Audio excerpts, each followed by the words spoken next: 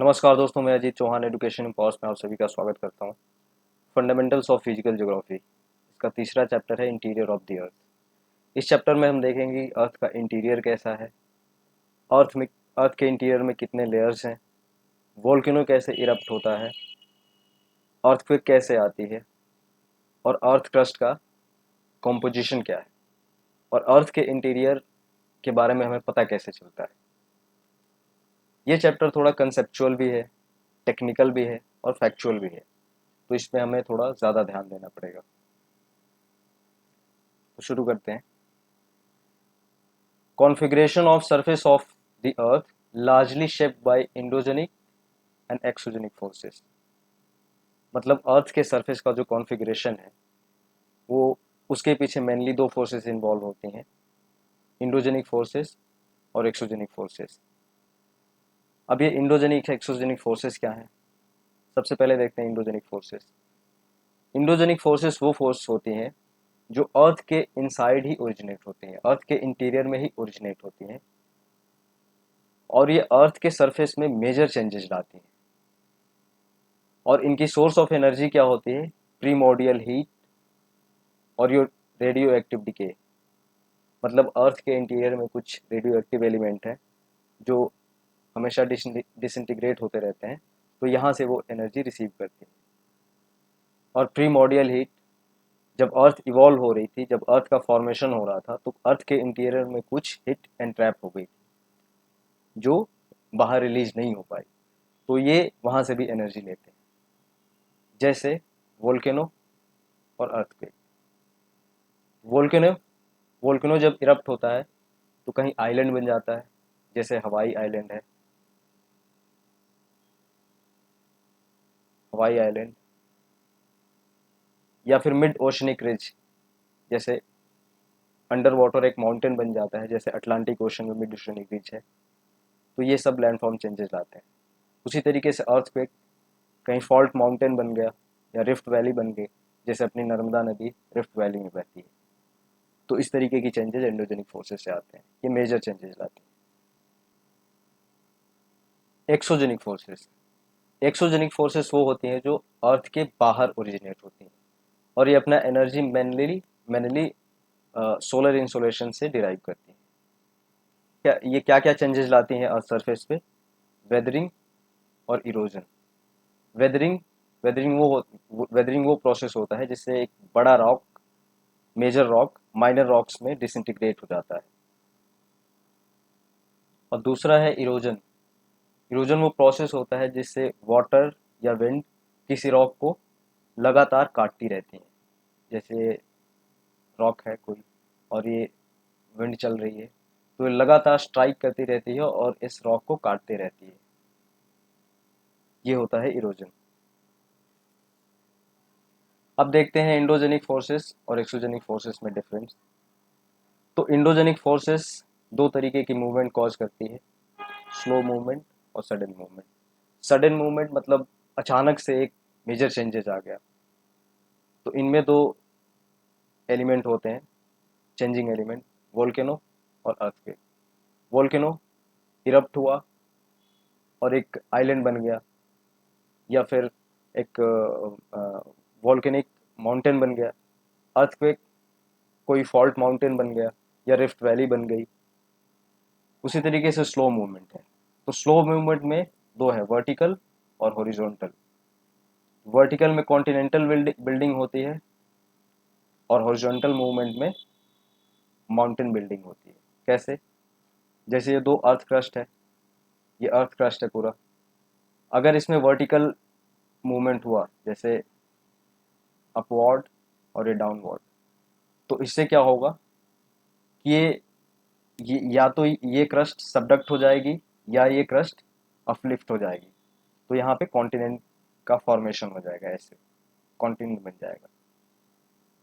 उसी तरीके से हॉरिजॉन्टल मूवमेंट अगर हुआ, जैसे ये क्रस्ट है, ये क्रस्ट है, अगर ये हॉरिजॉन्टल मूव कर रही है एक दूसरी की तरफ, तो या तो यहाँ पे कंप्रेशन होगा या टेंशन होगा। अगर ये कंप्रेशन होता है तो यहाँ पे फोल्ड माउंटेन बन जाएगा, जैसे अपना हिमालय बना है। और अगर यहाँ पे टेंशन होता है तो यहाँ पे ब्लॉक माउंटेन बन जाएगा, जैसे नर्मदा तापी विंध्या रेंज और सतपुरा रेंज है, वैसा माउंटेन बन जाएगा। अब देखते हैं एक्सोजेनिक फोर्सेस। अब एक्सोजेनिक फोर्सेस के तीन मेजर चेंजेस लाते हैं, वेदरिंग, इरोजन और डिपोजिशन। तो वेदरिंग में देखते हैं, वेदरिंग में वेदरिंग तीन तरीके से होती है। एक फिजिकल प्रोसेस होता है, केमिकल प्रोसेस होता है, बायोलॉजिकल प्रोसेस होता है। फिजिकल प्रोसेस में एक्सफोलिएशन होगा या फ्रॉस्ट वेजिंग होगा, मतलब इसमें कोई केमिकल रिएक्शन इन्वॉल्व नहीं होगी। और ये एक्सफोलिएशन और फ्रॉस्ट वेजिंग क्या होती है आगे आने वाले चैप्टर्स में हम देखेंगे। केमिकल वेदरिंग क्या होती है, केमिकल वेदरिंग में केमिकल रिएक्शन होता है, जैसे कोई रॉक वाटर में डिसॉल्व हो गई और वहां से उसकी वेदरिंग होनी शुरू हो गई, तो इसे केमिकल वेदरिंग कहते हैं। बायोलॉजिकल वेदरिंग, जैसे कोई ये रॉक है और यहाँ पे कोई, मान लेते हैं प्लांट, यहाँ पे कोई प्लांट उग गया है, तो ये क्या करेगा, इसकी जो रूट्स हैं यहाँ के रॉक को डिसइंटीग्रेट करेंगी, माइनर रॉक्स में डिसइंटीग्रेट करेंगी, तो इसे बायोलॉजिकल वेदरिंग कहते हैं। इरोजन, इरोजन के भी बहुत सारे एजेंट्स हैं, जैसे रनिंग वाटर, नदी बहती है अपने साथ बहुत सारे मटेरियल काट के साथ में लेके चली जाती है, जैसे हमारे गंगा वैली में तो बहुत मतलब कॉमन है। ग्राउंड वाटर, ग्राउंड वाटर भी एक तरीके एक कास्ट टोपोग्राफी होती है, कास्ट टोपोग्राफी, ये भी हम आगे आने वाले चैप्टर्स में देखेंगे। ग्लेशियर्स, ग्लेशियर भी इरोजन करते हैं, मतलब अपने साथ पहाड़ों से मटेरियल लेके नीचे तक आते हैं। वेव्स एंड करंट्स, रिवर की वेव्स या फिर ओशनिक वेव्स और करंट्स अपने साथ मटेरियल ले आके शोर पे डिपॉजिट कर देती हैं, इरोड करती हैं, कहीं से कहीं ला के डिपॉजिट कर देती हैं। उसी तरीके से विंड, अभी हमने देखा विंड का। डिपोजिशन, रनिंग वाटर, जैसे डेल्टा फॉर्मेशन होता है, नदी अपने साथ हैवी लोड लेके जाती है और जब उसका मतलब फ्लो कम हो जाता है, अपने डेस्टिनेशन पे वो लोड जाके डिपॉजिट कर देती है, जैसे अपने सुंदरबन का डेल्टा है। ग्राउंड वाटर, ग्राउंड वाटर में भी डिपोजिशन होता है, जैसे स्टेलेक्टाइट,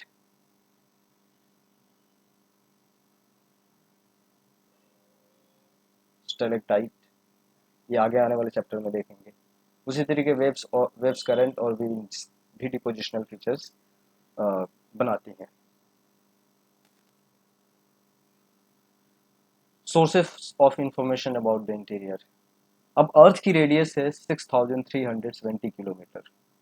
अब इतना डीप जाना किसी के लिए पॉसिबल तो है नहीं, एटलीस्ट अभी के प्रेजेंट टेक्नोलॉजी के हिसाब से, तो अभी तक कोई इतना डेप्थ में नहीं जा पाया है। तो हमें पता कैसे चला कि हमारे अर्थ के इंटीरियर में ये सारी चीज़ें हैं, ये सारी घटनाएं घटती हैं। तो इसके कुछ सोर्सेस हैं, डायरेक्ट सोर्सेस और इनडायरेक्ट सोर्सेस। तो डायरेक्ट सोर्सेस में देखते हैं कौन से सोर्सेस हैं, जैसे माइनिंग, माइनिंग होती है, अर्थ क्रस्ट में माइनिंग होती है, तो उससे हमें पता चलता है कि जो सरफेस पे रॉक्स हैं वो अर्थ के इंटीरियर के रॉक्स से डिफरेंट है। टेम्परेचर प्रेशर भी वेरी करता है, जैसे एक गोल्ड माइन है साउथ अफ्रीका में जो भी 3-4 किलोमीटर तक ही अंदर जा पाए हैं लोग। उसी तरीके से कोला ड्रिल है, जो अब तक की मैक्सिमम डेप्थ वाली ये ड्रिल है, जो आर्कटिक ओशन में है। तो मतलब 6370 किलोमीटर तो दूर की बात है, हम तो अभी 15 किलोमीटर भी क्रॉस नहीं कर पाए। उसी तरीके से वॉल्केनो, वॉल्केनो से मैग्मा बाहर निकलता है। इसी चैप्टर में आपको बताऊंगा मैग्मा और लावा में डिफरेंस क्या होता है। तो वॉल्केनो से मैग्मा निकलता है, इसको लैब में टेस्टिंग की जाती है कि इससे भी पता चलता है कि अर्थ के अंदर का मटेरियल का स्ट्रक्चर क्या है, कॉम्पोजिशन क्या है। हालांकि ये पता लगाना कि मैग्मा कितना डीप है अर्थ सरफेस से, जैसे मैग्मा यहाँ है कि यहाँ है, कितना डीप है ये पता लगाना बहुत मुश्किल है, लेकिन फिर भी इससे कॉम्पोजिशन का तो पता चल ही जाता है कि अर्थ के अंदर जो मटेरियल है उसका कॉम्पोजिशन क्या है। अब देखते हैं इनडायरेक्ट सोर्सेस। इनडायरेक्ट सोर्सेस में डेंसिटी, सबसे पहले डेंसिटी, ये भी माइनिंग से ही पता चलती है। तो अर्थ की जो ओवरऑल डेंसिटी है वो 5.5 ग्राम पर सेंटीमीटर क्यूब है और ये अपने सोलर सिस्टम की सबसे ज़्यादा डेंस प्लैनेट है, सबसे ज़्यादा डेंसिटी अर्थ की ही है। तो अर्थ का क्रस्ट की डेंसिटी है 2.7 से 3 ग्राम पर सेंटीमीटर क्यूब, जो अर्थ के क्रस्ट की है। और जैसे जैसे हम कोर की तरफ जाएंगे डेंसिटी बढ़ती जाएगी और बढ़ते बढ़ते 13 ग्राम पर सेंटीमीटर क्यूब हो जाएगी। तो ये भी अर्थ के इंटीरियर के बारे में कुछ बताती है। उसी तरीके से प्रेशर एंड टेम्परेचर। तो टेम्परेचर का कुछ ऐसा है कि हर 32 मीटर पे, हर 32 मीटर्स की डेप्थ पे 1 डिग्री सेंटीग्रेड टेम्परेचर बढ़ जाता है। और इसी तरीके से जैसे जैसे हम कोर पे जाते हैं तो ये टेम्परेचर 32 माफ करेंगे 5200 डिग्री सेंटीग्रेड हो जाता है अर्थ के कोर पे। इसमें बहुत सारी मैथमेटिकल इक्वेशन इन्वॉल्व होती हैं, तो हमें बस इतना ही जानना है कि कोर का टेम्परेचर ऑलमोस्ट 5200 डिग्री सेंटीग्रेड होता है। तीसरा जो इनडायरेक्ट सोर्स है वो है सिस्मिक वेव्स, जो अर्थक्वेक की वेव्स होती हैं उनकी बात हो रही है। तो सिस्मिक वेव की स्पीड और डायरेक्शन से पता चलता है कि अर्थ का इंटीरियर कैसा है। जैसे पी वेव सॉलिड, लिक्विड और गैसियस तीनों मटेरियल में ये ट्रेवल कर सकती है, लेकिन जो एस वेव है वो सिर्फ सॉलिड मीडियम में ही ट्रेवल कर सकती है। तो इससे भी हमें अर्थ के इंटीरियर के बारे में पता चलता है। Meteoroid meteoroids are heavenly bodies like earth. तो जो ये माना जाता है कि मिट्योर और ये अर्थ ऑलमोस्ट एक ही टाइम पे बने होंगे और लगभग एक ही रॉक मटेरियल से ये बने हैं। तो ये भी हमें अर्थ के इंटीरियर के बारे में पता चलता है, इनसे भी पता चलता है हमें अर्थ के इंटीरियर के बारे में। ग्रेविटेशन और मैग्नेटिक फील्ड ये भी हमें अर्थ के इंटीरियर के बारे में बताते हैं। जैसे uneven distribution of material inside earth. अब ये हमारे अर्थ में मटेरियल है वो अनइवनली डिस्ट्रीब्यूटेड है। जैसे ये जो अर्थ है, सॉरी, ये जो अर्थ है ये इक्वेटर पे बल्जिंग है, मतलब ये निकली हुई है थोड़ी सी, और पोल्स पे चपटी सी है, पोल्स पे चपटी है ये, और ये सेंटर है। तो ये डिस्टेंस ज़्यादा होती है, ये डिस्टेंस कम होता है। तो यहाँ पे ग्रेविटी हाई होती है, मतलब ज़्यादा होती है एज कंपेयर टू इक्वेटर। इसको कहते हैं ग्रेविटी एनोमैली। ग्रेविटी एनोमैली मतलब कहीं ग्रेविटी ज़्यादा है कहीं पे कम है। तो इससे भी हमें इंटीरियर के बारे में पता चलता है। अब हम देखते हैं अर्थक्वेक। ये हम डिटेल में देखेंगे कि अर्थ के अंदर अर्थक्वेक कैसे आता है, सोर्स क्या होता है, एनर्जी कहाँ से रिलीज होती है, ये सब हम देखेंगे। तो अर्थक्वेक क्या है? अर्थक्वेक है शेकिंग ऑफ अर्थ, मतलब धरती हिलती है। ये होता कैसे है? ये लिथोस्फीयर है। लिथोस्फीयर होता है अर्थ क्रस्ट और अपर मेंटल का कॉम्बिनेशन। लिथोस्फीयर होता है अर्थ क्रस्ट और अपर मेंटल का कॉम्बिनेशन। तो ये लिथोस्फीयर है। ऑलमोस्ट सारी नेचुरल अर्थक्वेक्स लिथोस्फीयर में ही ओरिजिनेट होती हैं, जो कि 0 से 200 किलोमीटर तक होती है। तो ये लिथोस्फीयर में ये फॉल्ट होता है, कहीं कहीं पे रॉक्स में फॉल्ट होता है, जहाँ पे ये रॉक कमज़ोर होती है वहाँ पे फॉल्ट होता है। ये फॉल्ट लाइन है। अब ये जो ओवरलाइंग रॉक है ये कभी कभी फ्रिक्शन को ओवरकम कर देता है, मतलब ये यहाँ से फिसलने लगता है। तो जब फिसलने लगता है ये फॉल्ट लाइन के अलोंग, तो यहाँ से एनर्जी रिलीज होती है। अब ये जहाँ से एनर्जी रिलीज होती है अर्थ के अंदर, इसे कहते हैं फोकस, इसे हाइपोसेंटर भी कहते हैं। और ये इससे जो वेव्स जनरेट होती हैं ये पूरे सारे डायरेक्शन में ट्रेवल करती हैं, चारों तरफ ट्रेवल करती हैं, चारों तरफ। और इसी फोकस से जो नियरेस्ट पॉइंट होता है अर्थ सरफेस पे, नियरेस्ट पॉइंट, क्योंकि ये पॉइंट यहाँ भी हो सकता है यहाँ भी हो सकता है, लेकिन ये सबसे नियरेस्ट है। तो जो ये वाला पॉइंट होता है इसे कहते हैं एपिसेंटर।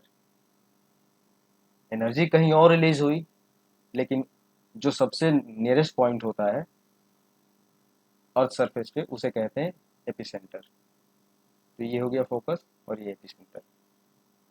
तो ये जब एनर्जी रिलीज होती है तो ये वेव्स चारों तरफ प्रोपेगेट करती हैं और यही अर्थ शेकिंग करती हैं, मतलब यही धरती को हिलाती हैं। अब देखते हैं डिफरेंट टाइप्स ऑफ फॉल्ट्स। ये फॉल्ट्स कितने प्रकार के होते हैं? नॉर्मल, रिवर्स, स्ट्राइक स्लिप या ट्रांसफॉर्म, और एक थ्रस्ट। एक्सटेंशन जब होता है, मतलब जहाँ अगर टेंशन हुआ, क्रस्ट में टेंशन हुआ, तो जो ओवरलाइंग रॉक है ये, जो अभी तक इस रॉक पर रेस्ट कर रही थी, वो ग्रेविटी की वजह से नीचे आने लगती है। तो इसे कहते हैं नॉर्मल फॉल्ट।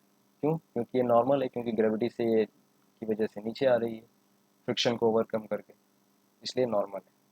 लेकिन अगर यही यहाँ पे कंप्रेशन हुआ दोनों क्रस्ट के बीच में, ये प्लेट इधर जा रही है, ये प्लेट इधर आ रही है, मतलब दोनों एक दूसरे की तरफ आ रही है, तो जो ओवरलाइंग रॉक होती है नीचे आने के बजाय ऊपर जाती है, और ये वाली ऊपर जाने के बजाय नीचे आती है।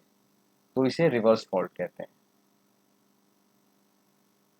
थ्रस्ट फॉल्ट, ये रिवर्स फॉल्ट ही होता है, लेकिन ये जो इसका जो ये एंगल है ना, ये वाला एंगल, ये 45 डिग्री से कम होता है। 45 डिग्री से कम होता है, मतलब ये ज़्यादा स्टीप नहीं होती, इसका ग्रेडियंट बहुत कम होता है, इसलिए इसे थ्रस्ट कहते हैं। तो ये वाली जो ये वाली रॉक नीचे इसके सबडक्ट कर जाती है। ट्रांसफॉर्म, इसमें क्या होता है कि दो प्लेट्स एक दूसरे को मूव पास्ट कर जाती हैं, मतलब ना तो इधर आएंगी, ना तो इनमें कंप्रेशन होगा, ना ही टेंशन होगा, इनमें कुछ नहीं होगा। ये रॉक एक दूसरे को मूव पास्ट कर जाती हैं, मतलब ये रॉक एक दूसरे के पैरेलल मूव कर जाती हैं। तो ये ट्रांसफॉर्म फॉल्ट हो गया। यही चार तरीके के फॉल्ट्स हैं जो कि हमें पढ़ने हैं। अब देखते हैं earthquakes and waves. All natural earthquakes takes place in lithosphere, that is up to 200 kilometres. जैसा भी बताया, लिथोस्फीयर अपर मेंटल और क्रस्ट का कॉम्बिनेशन होता है। तो ये जो सारी अर्थक्वेक्स हैं वो लिथोस्फीयर में ही आती हैं, और ये अर्थक्वेक्स को रिकॉर्ड किया जाता है सिस्मोग्राफ पे। सिस्मोग्राफ एक इंस्ट्रूमेंट होता है जिससे अर्थक्वेक को डिटेक्ट किया जाता है। ये वेव्स दो टाइप की होती हैं, बॉडी वेव्स, सरफेस वेव्स। पहले देखते हैं बॉडी वेव्स। ये बॉडी वेव्स इसलिए कहते हैं क्योंकि ये अर्थ के अंदर ही जनरेट होती हैं, इसलिए इन्हें बॉडी अंदर ही बॉडी अर्थ की बॉडी के अंदर ही जनरेट होती हैं, इसलिए इन्हें बॉडी वेव्स कहते हैं।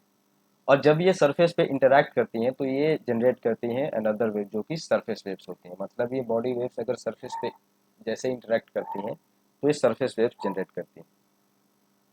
और ये बॉडी वेव्स की कैरेक्टरिस्टिक्स क्या होती हैं? जितना ज़्यादा डेंसिटी होगी मटेरियल की, मीडियम की मतलब अर्थ की, उतना ही ज़्यादा इनका स्पीड होगा, उतनी ज़्यादा वेलोसिटी होगी इनकी। और ये डायरेक्शन भी अपना चेंज करते हैं, मतलब इनमें रिफ्लेक्टिव और रिफ्रैक्टिव दोनों क्वालिटी होती हैं, दोनों कैरेक्टरिस्टिक्स होती हैं। ये बॉडी वेव्स दो होती हैं, पी वेव्स मतलब primary waves, P for primary, S waves, S S means secondary, secondary waves, primary waves. तो जो प्राइमरी वेव्स की स्पीड होती है वो सेकेंडरी वेव से ज़्यादा होती है। और ये जो प्राइमरी वेव है मतलब पी वेव है, ये सॉलिड, लिक्विड और गैस तीनों मीडियम में ट्रेवल कर सकती है। लेकिन जो सेकेंडरी वेव है, एस वेव है, वो सिर्फ और सिर्फ सॉलिड मीडियम में ही ट्रेवल कर सकती है। ये जो पी वेव है, प्राइमरी वेव, ये लॉन्गिट्यूडनली ट्रेवल करती है। लॉन्गिट्यूडनली मतलब जो साउंड वेव की कैरेक्टरिस्टिक्स होती हैं वही कैरेक्टरिस्टिक्स इनकी भी होती है। कैसे? लॉन्गिट्यूडनली कैसे प्रोपेगेट करती हैं? ये आगे जाएगी, फिर पीछे आएगी, फिर आगे जाएगी, फिर पीछे आएगी, फिर आगे जाएगी, फिर पीछे आएगी, फिर आगे जाएगी। ये ऐसे ऐसे प्रोपेगेट करती है। तो इससे होता क्या है कि कहीं कहीं पे कॉन्ट्रैक्शन हो जाता है मटेरियल का, कहीं कहीं पे इलोंगेशन हो जाता है, मतलब कहीं पे डेंसिटी ज़्यादा हो जाएगी, कहीं पे डेंसिटी कम हो जाएगी। लेकिन एस वेव की ट्रांस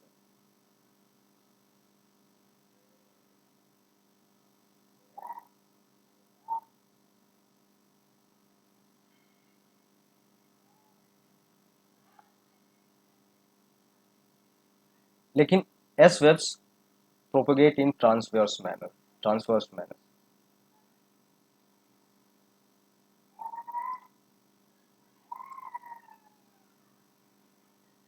बट एट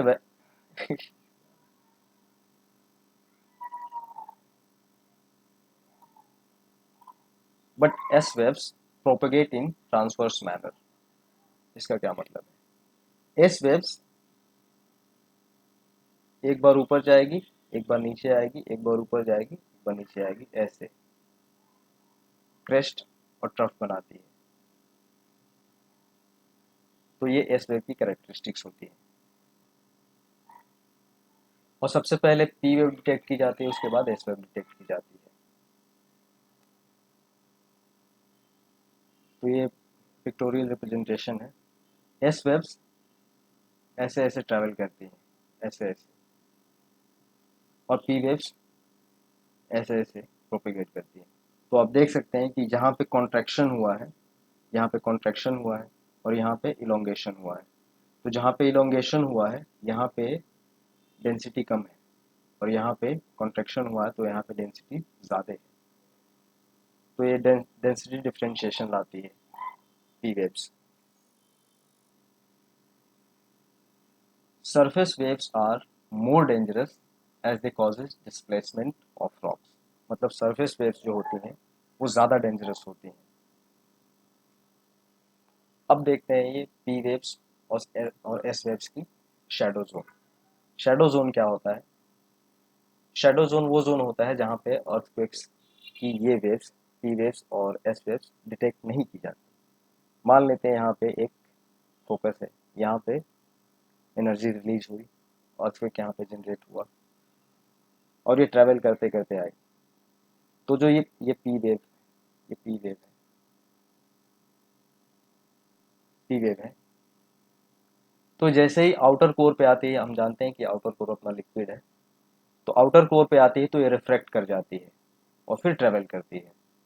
फिर यहाँ भी रिफ्रैक्शन होगा, फिर ये ट्रैवल करेगी। तो होता क्या है कि कुछ पार्ट इसका शैडो रह जाता है, कुछ पार्ट में डिटेक्ट ही नहीं होती है अर्थक्वेक, उसी को कहते हैं शैडो जोन।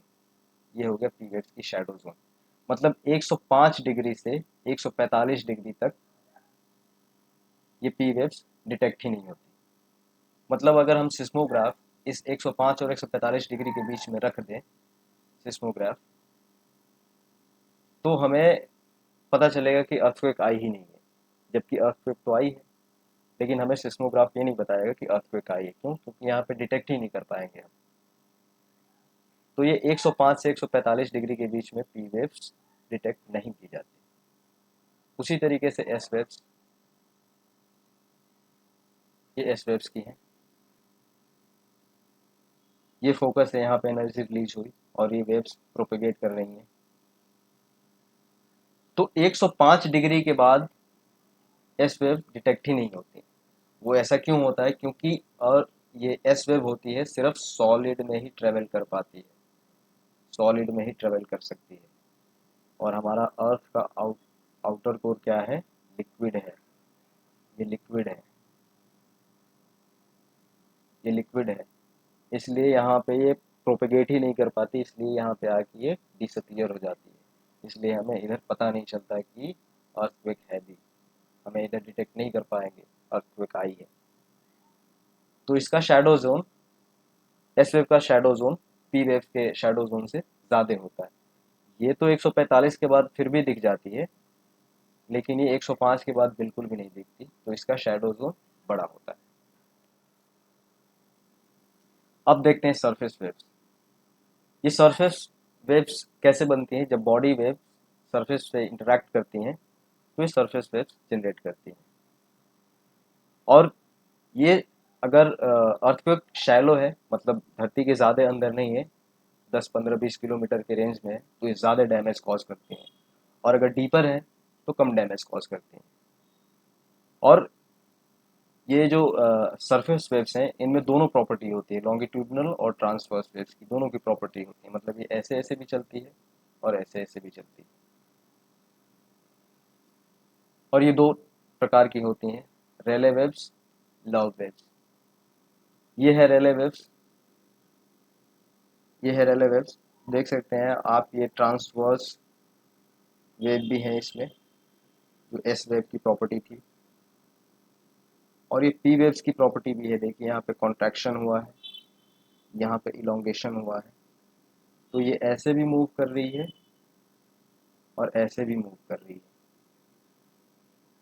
उसी तरीके से लव वेव है, ये ऐसे ऐसे भी मूव कर रही है ट्रांसवर्स, और ये इधर भी मूव करती है, लेटरल मूवमेंट भी दिखाती है, तो ये है लव वेव।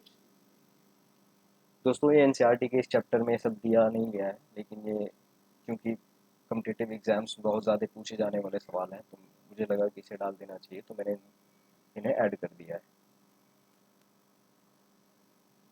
अब देखते हैं types of earthquakes. Types of earthquakes, tectonic earthquakes, जो हमारे अभी हमने देखा, fault, reverse fault, normal fault, ये जो होते हैं ये टेक्टोनिक अर्थक्वेक्स हैं। वोल्केनिक अर्थक्वेक्स, जहाँ पे वोल्केनो इरप्ट होता है वहाँ पे माइनर क्रैक्स भी होते हैं, जैसे ये वोल्केनो है तो यहाँ पे माइनर क्रैक्स भी होते हैं ऐसे रॉक्स में। तो जब ये वोल्केनो इरप्ट होता है तो इन माइनर क्रैक्स में शॉक शॉक आता है, तो यहाँ का ग्राउंड थोड़ा शेक करता है, मतलब धरती हिलती है। पर ये बहुत माइनर होता है, ये वाला हेवी डैमेज लाता है, ये हेवी डैमेज लाता है, लेकिन ये कम शेकिंग करता है। कोलैप्स अर्थक्वेक, ये अर्थक्वेक माइनिंग एरियाज में आता है, जैसे ये अर्थ क्रस्ट है और ये डीप माइनिंग हो रही है, तो अगर इसका रूफ कोलैप्स हो गया, जैसे इसका छत होता है अगर कोलैप्स हो गया तो थोड़ा माइनर ट्रेमोर आसपास के एरिया में आ जाता है, तो इसे कोलैप्स अर्थक्वेक कहते हैं। एक्सप्लोजन अर्थक्वेक, एक्सप्लोजन अर्थक्वेक क्या होता है, मान लेते हैं कहीं पे केमिकल या न्यूक्लियर वेपन की टेस्टिंग हो रही है, या कहीं पे बॉम्ब ड्रॉप हो गया, तो वहाँ भी ग्राउंड शेकिंग होती है, इसे एक्सप्लोजन अर्थक्वेक कहते हैं। रिजर्वायर इंड्यूस्ड अर्थक्वेक, जो बड़े बड़े डैम होते हैं, जैसे बड़े बड़े डैम होते हैं, तो इधर ये पानी भरा है, तो ये आसपास के एरिया में प्रेशर क्रिएट करता है पानी, क्योंकि इस पानी को रोका गया है, फ्लो इसके फ्लो को रोका गया है, तो वो एनर्जी कहीं ना कहीं तो रिलीज करेगा वो, तो ये आसपास के एरिया में प्रेशर क्रिएट करता है, इससे भी माइनर शेकिंग होती है। अब देखते हैं मेजरिंग ऑफ अर्थक्वेक्स। अर्थक्वेक को मेजर करने के दो तरीके हैं, एक रिक्टर स्केल है और एक है मर्करी बेस्ड। तो रिक्टर स्केल में क्या करते हैं, इसे ये मैग्नीट्यूड पे बेस्ड होता है, मतलब एनर्जी कितनी रिलीज होती है उसके उस पे बेस्ड होता है। और ये रिक्टर स्केल लॉगरिथमिक होता है, इसलिए अगर कहीं 5 स्केल की अर्थक्वेक आई है और कहीं 6 स्केल की अर्थक्वेक आई है, तो ये 6 स्केल की जो अर्थक्वेक है 5 स्केल की अर्थक्वेक से 10 गुना ज़्यादा होगी, क्योंकि ये लॉगरिथमिक स्केल फॉलो करती है। मर्कली बेस्ड, ये इंटेंसिटी पे आधारित होती है, मतलब कितना डैमेज कॉज हुआ है, कितनी प्रॉपर्टी का लॉस हुआ है, उसके बेसिस पे इसको स्केलिंग की जाती है, और ये 1 से 12 नंबर तक की जाती है। मोस्ट पॉपुलर यही है रिक्टर स्केल पे, और ये इसका रेंज 1 से 10 तक होता है। अब देखते हैं इफेक्ट्स ऑफ अर्थक्वेक। ये सब तो हम सब जानते हैं, लेकिन फिर भी एक फॉर्मेलिटी के लिए पढ़ाई कर लेते हैं। ग्राउंड शेकिंग, अर्थक्वेक आती है धरती हिलती है। डिफरेंशियल ग्राउंड सेटलमेंट, कहीं पे हाईलैंड बन गया, कहीं पे रिफ्ट वैली बन गई, कहीं पे लैंड डिस्प्लेसमेंट हो गया। लैंडस्लाइड एंड मड स्लाइड, जैसे हिमालयन रीजन में आए दिन लैंडस्लाइड होती रहती है। लैंडस्लाइड क्या होता है बता देता हूँ थोड़ी। ये ये है माउंटेन, और यहाँ पे जो सॉइल होती है ये बहुत अनकंसोलिडेटेड होती है और थिन होती है, और यहाँ पे ग्रेविटी एक्ट कर ही रही होती है। तो जब ये धरती हिलती है तो ये अनकॉन्सोलिडेटेड होती है, तो ये नीचे आ जाती है। तो इसके साथ साथ पेड़ पौधे, रोड, सब नीचे चला आता है। ये हिमालयन रीजन में बहुत कॉमन होता है। Soil liquefaction. सॉइल लिक्विफेक्शन वो होता है जैसे कि ये सॉलिड रॉक है, जब अर्थक्वेक आती है तो ये फ्लूइड की तरह बिहेव करने लगता है। इतनी जब ज़्यादा इंटेंसिटी की आती है तो ये रॉक, सॉलिड रॉक, फ्लूइड की तरह बिहेव करने लगता है। ग्राउंड लर्चिंग, ग्राउंड की लेटरल लेटरल मूवमेंट हो गई, इधर उधर डिस्प्लेस हो गई, कहीं पे खाई बन गई, कहीं पे हाईलैंड बन गया, तो ग्राउंड लर्चिंग हो गई। एवलांचे, जैसे पहाड़ों पे बर्फ जमी होती है और ये बर्फ जब नीचे की तरफ आती है, जैसे लैंडस्लाइड आती है वैसे आती है, तो इसे एवलांचे कहते हैं। Ground displacement, floods from dam. Dam अगर बड़ा डैम है, अर्थक्वेक आया, टूट गया, तो पूरा पानी ये लो लाइंग एरिया में चला जाता है, गांव के गांव डूब जाते हैं। फायर्स, स्ट्रक्चरल कोलैप्स, बिल्डिंग गिर गई, रोड टूट गया, फॉलिंग ऑब्जेक्ट्स। सुनामी, सुनामी जैसे सुनामी तब आती है जैसे ये ओशन है, ओशन, और यहाँ पे अर्थक्वेक आ गई, तो ये वेव्स जनरेट करेंगी। अब ये वेव्स जनरेट होती हैं तो वाटर को, ये वाटर में भी ये वेव्स जनरेट हो जाती हैं।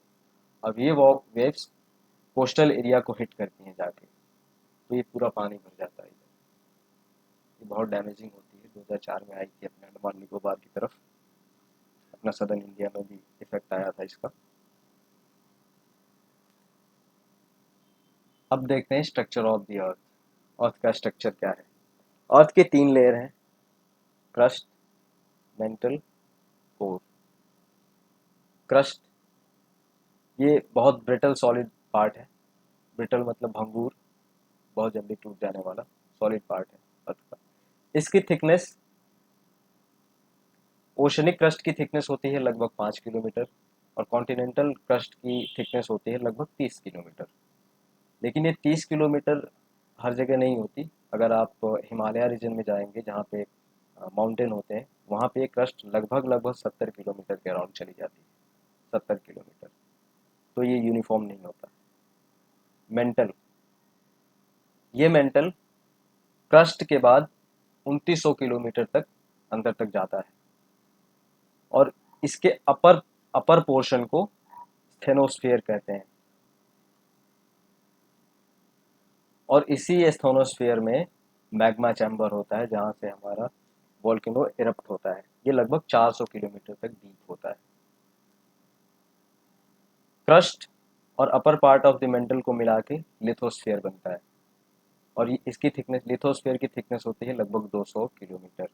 इसी लिथोस्फीयर में अर्थक्वेक्स आते हैं। कोर, कोर का जो इनर पार्ट है, जो इनर कोर है, वो है सॉलिड,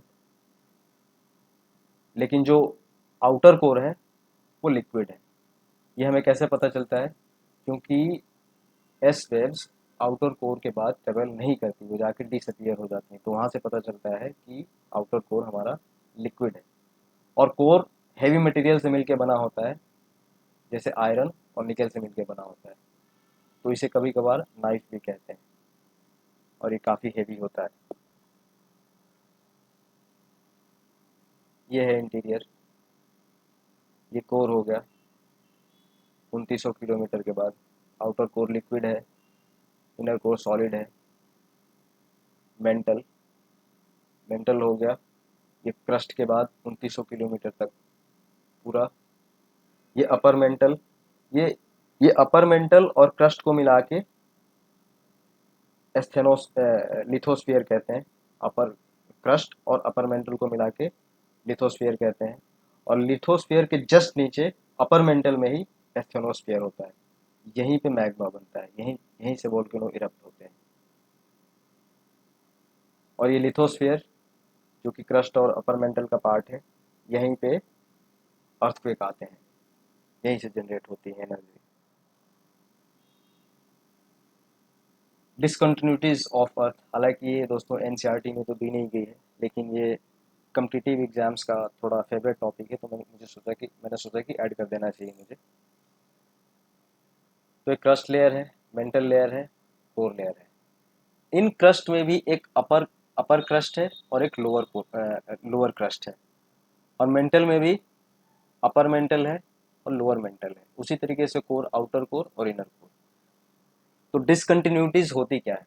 डिसकंटिन्यूटीज होती है जोन ऑफ ट्रांजिशन, मतलब इंटरफेस एक होता है, ये ट्रांजिशन है, ये है अपर क्रस्ट और ये है लोअर क्रस्ट। तो इनका जोन ऑफ ट्रांजिशन है, इसी को कहते हैं कोनार्ड डिसकंटिन्यूटी। मतलब दो अपर क्रस्ट और लोअर क्रस्ट के बीच में जो डिसकंटिन्यूटी होती है उसे कोनार्ड डिसकंटिन्यूटी कहते हैं। लोअर क्रस्ट और अपर मेंटल के बीच में जो डिसकंटिन्यूटी होते हैं उसे मोहोरिक या मोहो, सिंपल मोहो भी कहते हैं इसे, मोहोरिक भी कहते हैं, मोहो डिसकंटिन्यूटी। और जो अपर मेंटल और लोअर मेंटल के बीच में जो डिसकंटिन्यूटी होती है उसे रैपिड डिसकंटिन्यूटी कहते हैं। लोअर मेंटल और आउटर कोर के बीच में जो डिसकंटिन्यूटी होती है उसे गुटेनबर्ग डिसकंटिन्यूटी कहते हैं। उसी तरीके से आउटर कोर और इनर कोर के बीच में जो डिसकंटिन्यूटी होती है उसे लेहमैन डिसकंटिन्यूटी कहते हैं। दोस्तों ये इम्पोर्टेंट है एग्जाम के लिए, कम्पिटिटिव एग्जाम्स में बहुत पूछा जाता है। तो आप ये कोनार्ड, मोहो, रेपिटी, गुटेनबर्ग, लेहमैन, इसको आप याद रखेंगे। अब देखते हैं कि अर्थ क्रस्ट और पूरे अर्थ का कॉम्पोजिशन क्या है। तो जो क्रस्ट का वॉल्यूम है वो 1% है, लेकिन इसका मास पूरे अर्थ का 0.5% ही है, क्योंकि इसकी डेंसिटी काफ़ी कम है। मेंटल, ये अर्थ के वॉल्यूम का 83% है, मतलब हाईएस्ट वॉल्यूम इसका है, और मास इसका है 67% ऑफ द अर्थ मास। अर्थ के मास का 67% है ये। कोर वाला इंटरेस्टिंग है, ये वॉल्यूम तो सिर्फ 16% ही है इसका, लेकिन इसका मास है 32.5%। ऐसा इसलिए है क्योंकि ये हैवी मटेरियल से मिलकर बना है कोर, निकेल और आयरन। तो ये हैवीएस्ट है, इसलिए वॉल्यूम कम होते हुए भी इसका मास ज़्यादा है। ये है अपना क्रस्ट, ये है मेंटल, ये है आउटर कोर, ये इनर कोर। अब देखते हैं अर्थ क्रस्ट में सबसे ज़्यादा क्या है। अर्थ क्रस्ट में सबसे ज़्यादा ऑक्सीजन है 47%। ये कॉम्पोजिशन ऑफ अर्थ क्रस्ट है। अर्थ क्रस्ट में सबसे ज़्यादा ऑक्सीजन है 47%, उसके बाद सिलिकॉन 28%, एल्यूमिनियम 8%, आयरन 5%। ये 4 ऑर्डर आपको याद रखने हैं, क्योंकि ये कंपटीशन में, कम्पिटिटिव एग्जाम में ये सारे पूछे जाते हैं। बाकी ये सब नहीं भी याद रहेगा चलेगा, कोई बात नहीं, पर ये 4 तो कम से कम याद होने ही चाहिए, ये डायरेक्टली पूछ लेता है एग्जाम में।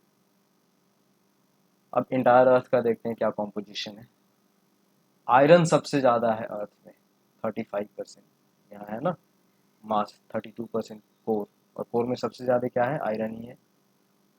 तो इंटायर अर्थ में सबसे ज़्यादा आयरन है 35%। उसके बाद आता है ऑक्सीजन, क्योंकि ये 47% क्रस्ट में पूरा ऑक्सीजन ही है। उसके बाद आता है सिलिकॉन 15%, मैग्नीशियम 13%। इसमें भी आपको ये शुरू के 4 याद रखने हैं कि कौन ज़्यादा है कौन कम है, बाकी छोड़ भी देंगे, कोई दिक्कत नहीं, चलेगा।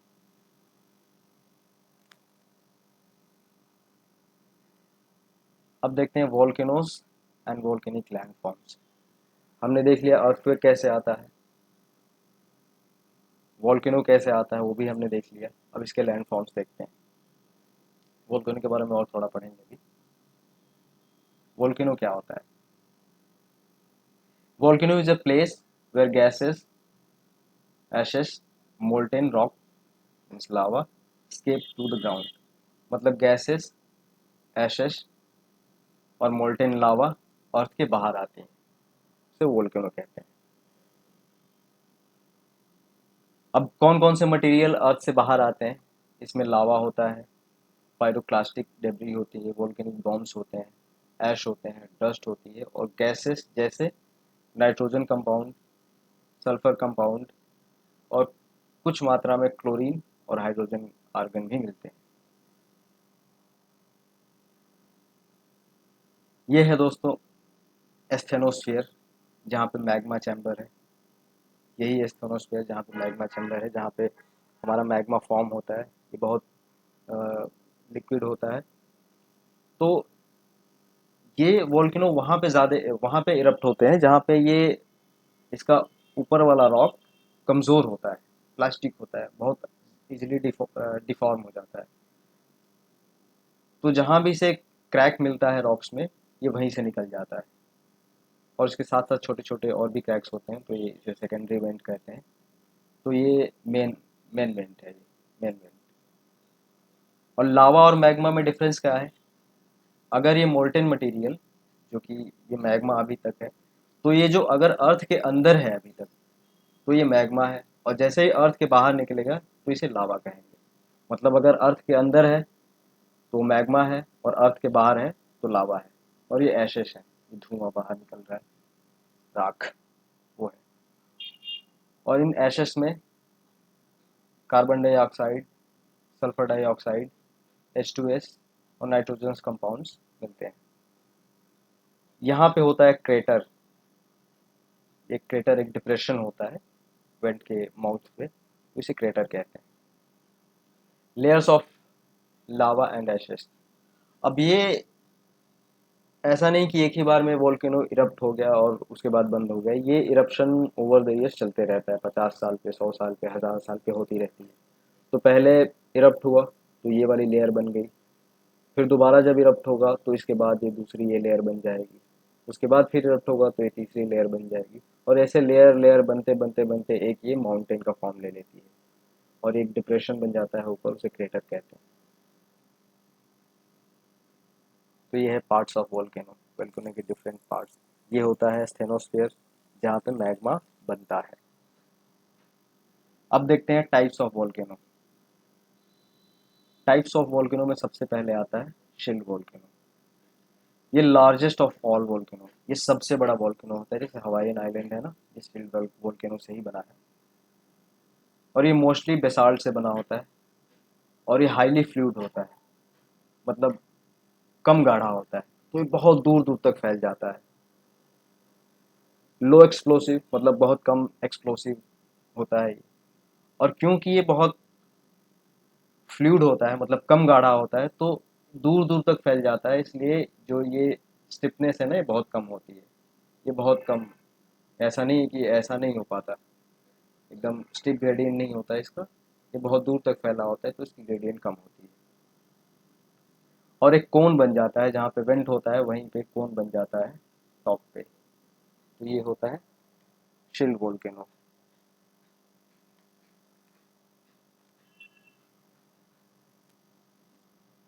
अब है कंपोजिट वोल्केनो। ये कूलर होता है, मतलब as compare to shield volcano ये कूलर होता है, ठंडा होता है, लेकिन एक्सप्लोसिव बहुत ज़्यादा होता है ये। और इसका लावा भी विस्कस होता है, मतलब ये गाढ़ा होता है ज़्यादा, बेसाल्ट से ज़्यादा गाढ़ा होता है। और क्योंकि ये गाढ़ा होता है तो बहुत ज़्यादा दूर तक ये फैल नहीं पाता। ये कंपोजिट है, ये बहुत ज़्यादा दूर तक फैल नहीं जाता, यहाँ से निकला और ये आसपास के एरिया में ही बिखर जाएगा। अभी गाढ़ा होता है, आसपास के एरिया में बिखर जाता है, तो लेयर भी बना देता है, लेयर बनाते जाता है, निकलेगा लेयर बनाएगा। तो इसलिए इसे कंपोजिट वोल्केनो कहते हैं। अब देखते हैं कैल्डेरा। ये मोस्ट एक्सप्लोसिव है, ये सबसे ज़्यादा एक्सप्लोसिव है। और ये इतना एक्सप्लोसिव होता है कि अपने आप ये कोलैप्स कर जाता है। तो ये सिंडर वोल्केनो, जैसे ये वोल्केनो हुआ और यहाँ से लावा निकला, ये इतना वायलेंट होता है, इतना तेज होता है कि ये वाला जो पार्ट है ना इसका, ये अपने आप में ही कोलैप्स हो जाता है, ये अंदर चला आता है, गिर जाता है, तो ये अपने आप पे ही कोलैप्स कर जाता है। तो जो कोलैप्स से जो डिप्रेशन बनता है ऊपर, ये डिप्रेशन जो बनता है, इसी को कहते हैं कैल्डेरास। और ये इतना एक्सप्लोसिव इसलिए होता है क्योंकि ये जो वेंट है इसका, और ये मैग्मा चैम्बर इसके बहुत करीब होता है। मतलब जो मैग्मा जहाँ बनता है, जो चैम्बर होता है, ये वेंट के बहुत करीब होता है, इसलिए बहुत ज़्यादा ये एक्सप्लोसिव होता है और ये कोलैप्स भी कर जाता है इसीलिए। अब देखते हैं फ्लड बेसाल्ट प्रोविंस। ये हाईली फ्लूइड होता है और ये थाउजेंड्स ऑफ किलोमीटर तक स्प्रेड हो जाता है। अब क्योंकि कम गाढ़ा है तो ये हुआ, इरप्ट हुआ, ये दूर दूर तक फैल जाता है, पूरा दूर दूर तक फैल जाता है। और इसका बढ़िया एग्जाम्पल है अपना डेक्कन ट्रैप। हम जब पढ़ेंगे कॉन्टिनेंटल ड्रिफ्ट थ्योरी और प्लेट टेक्टोनिक थ्योरी, तो उसमें पढ़ेंगे कि ये डेक्कन ट्रैप बना कैसे। अभी के लिए बस इतना जान लेते हैं कि जब इंडियन प्लेट अपनी इंडियन प्लेट नॉर्थ की तरफ, यूरेशियन प्लेट की तरफ मूव कर रही थी, तो एक बीच में आता है रियूनियन आइलैंड। अफ्रीका से अलग होके जब इंडियन प्लेट नॉर्थ मूव कर रही, तो बीच में रियूनियन आइलैंड के आसपास ये डेक्कन ट्रैप बना था। आगे आने वाले चैप्टर में हम देखेंगे। मिड ओशनिक रिज वोल्केनोज, ये बनते हैं अंडर वाटर, मतलब वाटर के अंदर ही वोल्केनो इरप्ट हुआ। जैसे मिड ओशनिक रिज है अपने अटलांटिक में,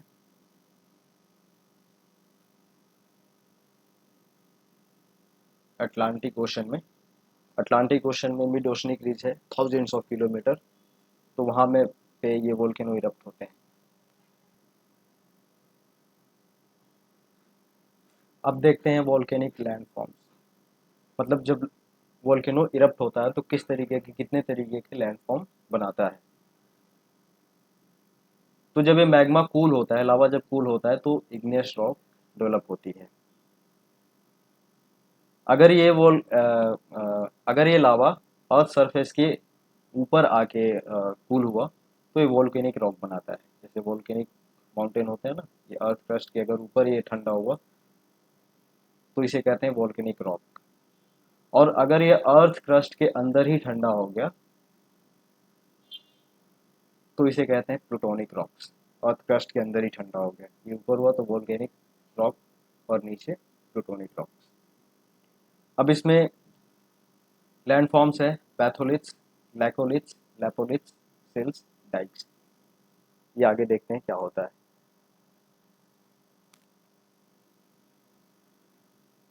बैथोलिथ बनता है जब अर्थ क्रस्ट के अंदर ही मैग्मा कूल हो जाता है, ठंडा हो जाता है।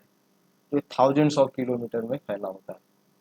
ये डोम शेप्ड होता है और ये अंदर ही अंदर मैग्मा कूल हो जाता है। अब ये मैग्मा चैम्बर से अब भी ये जुड़ा है, लेकिन ठंडा हो गया अंदर ही, तो एक लार्ज एरिया ये कवर करता है। और अगर ऊपर वाले क्रस्ट का इरोजन हो गया, तो ये कभी कभी बाहर दिखने भी लगते हैं डोम शेप में। डाइक, मान लेते हैं कि अब ये मैग्मा निकलना शुरू किया और बीच में ही, मतलब सरफेस पे आने से पहले ही बीच में ठंडा हो गया और ये वर्टिकल निकल रहा था पूरा। तो जब ये ऑलमोस्ट परपेंडिकुलर होता है बैथोलिथ के, और ये निकलते निकलते अंदर ही ठंडा हो जाता है, तो इसे कहते हैं डाइक। ये परपेंडिकुलर होता है और ये अंदर ही ठंडा हो जाता है। सिल, कोई मैग्मा पहले से ही निकला है वेंट से, और उस वेंट के थ्रू एक और हॉरिजॉन्टली एक और वेंट निकल गई और ये अंदर ही सॉलिडिफाई हो गई, तो इसे कहते हैं सिल। ये है सिल, ये हॉरिजॉन्टल है और ये अंदर ही ठंडी हो गई है, तो इसे कहते हैं सिल। लैकोलिथ, लैकोलिथ चैम्बर से तो जुड़ा ही होता है, एक ये इन्वर्टेड प्लेट की तरह होती है। इन्वर्टेड प्लेट, प्लेट होता है ना, प्लेट का ऐसे इन्वर्टेड, तो ये लैकोलिथ है। अभी ये चैम्बर से जुड़ा है, ये भी अंदर ही ठंडा हो गया है। और एक होता है लैपोलिथ, जो कि लैपोलिथ होता है एक शॉसर शेप का, इस तरीके से शॉसर शेप का होता है। दोस्तों यही था चैप्टर हमारा, इंटीरियर ऑफ द अर्थ।